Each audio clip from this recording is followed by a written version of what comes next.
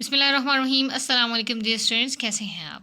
آج کا ہمارا ٹاپک آف ڈسکشن ہے کارل مارکس۔ اس ٹاپک میں ہم ڈسکس کریں گے کارل مارکس کے انٹروڈکشن کے بارے میں، اور ہم جانیں گے اس پولیٹیکل انوائرمنٹ کے بارے میں جس میں کارل مارکس نے جنم لیا۔ تو کارل مارکس کے بارے میں ڈفرینٹ ویوز ہیں۔ دنیا کا اگر ایک طبقہ کارل مارکس کو پیغمبری کا درجہ دیتا ہے تو دوسرا اسے فلسفی ماننے سے بھی انکار کرتا ہے۔ اب پیغمبری کا درجہ کون دیتا ہے؟ تو جیسا کہ یہ اسٹیٹمنٹ بھی آپ لکھی ہوئی دیکھ رہے ہیں کہ holder of revealed book in spite of not being profit. یہ اسٹیٹمنٹ ہے علامہ محمد اقبال کی کارل مارکس کے بارے میں۔ یعنی کارل مارکس نے اپنی بک ڈاس کیپیٹل کے اندر پرولیٹریٹ کلاس، یعنی یہ جو پور کلاس ہے، جو لیبر کلاس ہے، اس کے رائٹس کے بارے میں اتنی زیادہ بات کی ہے اور اتنا سائنٹیفک وے کے ساتھ اس کے اوپر کام کیا ہے کہ آپ کی بک ایسے لگتا ہے کہ آپ پیغمبر تو کارل مارکس کو پیغمبر تو نہیں ہے، لیکن اس کی جو بک ہے وہ ایک ریویلڈ بک کی طرح ہے۔ تو اب جو دوسرا گروہ ہے وہ کارل مارکس کو فلسفی ماننے سے بھی انکار کرتا ہے، لیکن اس میں کوئی شک کی گنجائش نہیں ہے کہ کارل مارکس کی موت کے بعد اس کے کیے گئے کام کو بہت زیادہ شہرت ملی ہے۔ سائنٹیفک سوشلزم کا بانی کارل مارکس جو ہے یہ 5 مئی 1818 کو جرمنی کے علاقہ رائن لینڈ میں ویس نامی جو مقام ہے وہاں پر ایک یہودی خاندان میں پیدا ہوئے ہیں۔ ابھی کارل مارکس صرف 6 سال کا تھا کہ اس کے والدین نے عیسائی مذہب اختیار کر لیا تھا، کیونکہ اس زمانہ میں بغیر عیسائیت کے زندگی کی نعمتوں کا حصول ممکن نہ تھا۔ اس کی ریزن یہ تھی کہ کرسچینٹی جو تھی اوورال ساری دنیا میں وہ ترقی پا رہی تھی، بہت زیادہ یہ ریلیجن ڈیولپ ہو رہا تھا، اور جو لوگ اپنے مذہب کو ترک کر کے کرسچینٹی میں داخل ہو رہے تھے تو ان تمام کی جو زندگیاں تھیں بہت آسان ہو رہی تھیں، بہت پر آسائش بن رہی تھی۔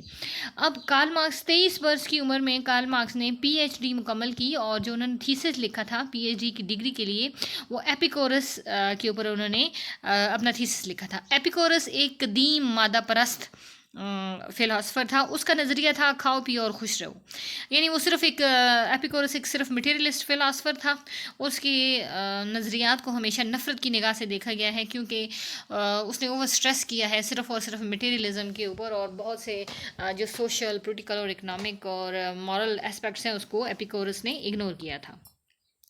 اچھا، اب کارل مارکس نے یونیورسٹی کی جو ایجوکیشن تھی اس سے فارغ ہونے کے بعد انہوں نے بون کا رخ کیا تاکہ جو لرننگ کا مواقع ہیں ان سے مستفید ہوا جا سکے، اور جرمن یونیورسٹیاں اس وقت ایسا ادارہ نہیں تھیں جہاں آزاد خیالی کی تبلیغ کی جا سکے، آزاد خیالی کے جو جذبات ہیں انہیں فروغ دیا جا سکے، انہیں پھیلایا جا سکے۔ چنانچہ کارل مارکس یہاں سے مایوس ہو کر صحافت کی طرف متوجہ ہوتے ہیں۔ پھر برلن کے قیام کے دوران میں کارل مارکس ہیگل کے فلسفہ تصوریت کے جو ہیں وہ فالوور بن جاتا ہے کارل مارکس، اور جب مارکس کو پروشیا کے چند ہیگل پرستوں نے اخبار میں لکھنے کی دعوت دی تو مارکس نے اسے باخوشی قبول کر لیا۔ ہیگل بھی جو ہیں یہ ایک فلاسفر تھے، لیکن کچھ عرصے بعد یہ اخبار بھی بند ہو گیا۔ اس کے 2 سال تک، یعنی اس کے 2 سال بعد کا جو عرصہ ہے اس میں مارکس سوشلزم جو ہے یا سوشلسٹ ادب جو ہے اس کو اسٹڈی کرتا رہا ہے، اور اس مطالعہ نے مارکس کو ایک راسخ العقیدہ، ایک پکا سوشلسٹ بنا دیا تھا۔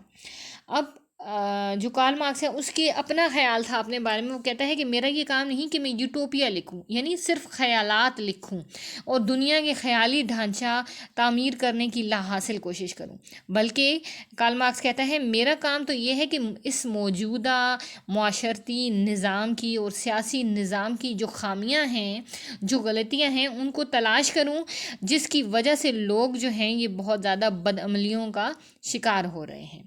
کارل مارکس 24 برس کا تھا کہ جب اس کی شادی جو ہے جینی ویسٹ فالن سے ہو گئی، جو مارکس سے تقریباً 6 برس بڑی تھی۔ جینی کا باپ پریوی کونسلر تھا۔ اب پریوی کونسلر یعنی برطانیہ کے اندر پریوی کونسل جو تھی وہ ایک اس کی ایگزیکٹو برانچ تھی، آپ یہ کہہ سکتے ہیں کہ ایگزیکٹو برانچ تھی پریوی کونسل برطانیہ کے اندر۔ تو اب جو یعنی سسر تھا کارل مارکس کا وہ پریوی کونسلر تھا۔ مارکس اس سے بہت زیادہ متاثر تھا۔ جینی کا تعلق ایک ایرسٹوکریٹک، ایک امیر گھرانے سے تھا، مگر اس نے مارکس کے ساتھ تمام برے حالات کا مقابلہ کیا۔ ایون کہ اس کے بچے بھوک کی وجہ سے ایک ایک کر کے مر گئے، لیکن اس نے کبھی بھی کارل مارکس سے کوئی شکایت نہ کی۔ یہی وجہ تھی کہ کارل مارکس جب بھی اپنا کوئی بھی مسودہ جو تھا وہ تحریر کرنا چاہتا تھا، جب تک اپنی بیوی کو نہ دکھا لیتا، اس کی رائے نہ معلوم کر لیتا، اسے پبلش نہیں کرواتا تھا۔ اپنی شادی کے فوراً بعد مارکس پیرس چلا گیا اور وہاں جرمن زبان میں چھپنے والے اخبار میں بحیثیت ایڈیٹر کے کام کرنے لگا۔ یہاں اس کی ملاقات جو ہے وہ فریڈرک اینجلز سے ہوتی ہے۔ یہی وہ نوجوان ہے جو آگے چل کر مارکسزم سے اس طرح وابستہ نظر آتا ہے جیسے دو جان اور ایک قالب۔ اینجلز نے مارکسزم کو آگے بڑھایا اور مارکس کے کام کو پائے تکمیل تک پہنچایا۔ فریڈرک اینجلز کپڑے کی تجارت کا کام کرتا تھا اور مارکس کے مرنے کے بعد اینجل نے تقریباً 12 برس جو ہے وہ کام کیا مارکسزم کے لیے۔ اب مارکس کے مرنے کے بعد اس کے تمام نامکمل جتنی بھی اس کی تحریریں تھیں ان کو پایہ تکمیل تک پہنچایا۔ ان میں مارکس کی شورۂ آفاق جو تصنیف تھی، that is DOS capital. DOS capital کا پہلا حصہ کارل مارکس نے اپنی زندگی میں پبلش کروایا تھا اور باقی جو 2 حصے تھے اس کی جو فریڈرک اینجلز ہیں اس نے اس کے 2 حصوں کو پبلش کروایا تھا۔ پیرس میں کچھ دنوں بعد مارکس کو اپنا یہ اخبار بھی بند کر دینا پڑا کیونکہ اخبار کی خفیہ جو تقسیم تھی وہ ممکن نہ رہی۔ اب خفیہ تقسیم کیونکہ اس وقت کی جو ایگزسٹنگ انوائرمنٹ تھی وہاں پر جو ہے بالکل بھی آزادی نہیں تھی، یعنی آزادی کے ساتھ آپ جو کچھ لکھنا چاہتے ہیں وہ نہ لکھ سکتے تھے، نہ آپ بول سکتے تھے، بلکہ گورنمنٹ کی طرف سے بہت زیادہ لیمیٹیشنز تھیں۔ تو اس اخبار کے بند ہونے کے بعد جو مارکس کا بیشتر وقت تھا وہ دوبارہ اسٹڈی میں اور مطالعے میں صرف ہونے لگا۔ اب کارل مارکس نے تاریخ، فلسفی، سوشلزم کے ساتھ ساتھ سیاست اور اقتصادیات یعنی اکانومی کے اوپر بھی مختلف جرمن اور فرانسیسی اور جو انگریزی رائٹرز تھے ان کو اس نے اسٹڈی کیا تھا۔ مارکس اپنے ایک دوست برونو بائر پر نکتہ چینی کرتے ہوئے کہتا ہے کہ کسی زمانے کو سمجھنا اس وقت تک ناممکن ہے جب تک اس زمانے کی صنعت اور اس کے ذرائع پیداوار جو ہیں ان کا مطالعہ نہ کیا جائے۔ مارکس کو اپنی سیاسی سرگرمیوں کی بنا پر پیرس سے یعنی فرانس سے خارج کر دیا جاتا ہے۔ اس کے بعد وہ اگین برسلز پہنچتا ہے۔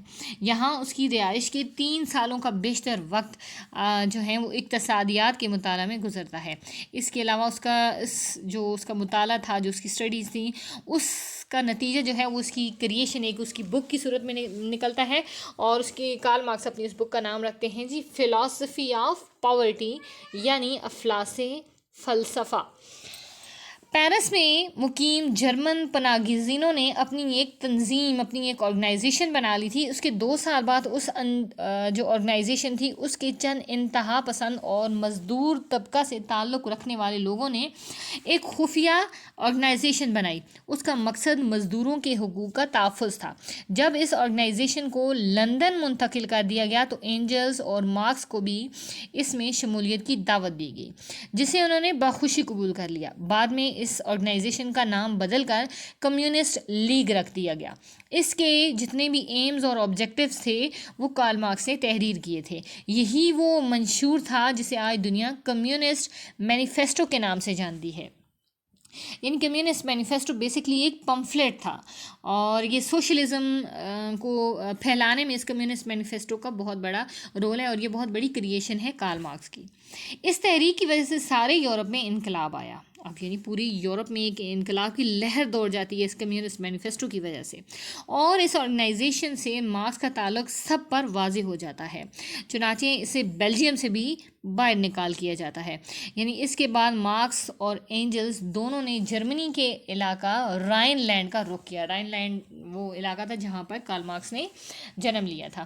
یہاں مارکس نے ایک اخبار ماڈرن رائن گزٹ کے نام سے جاری کیا۔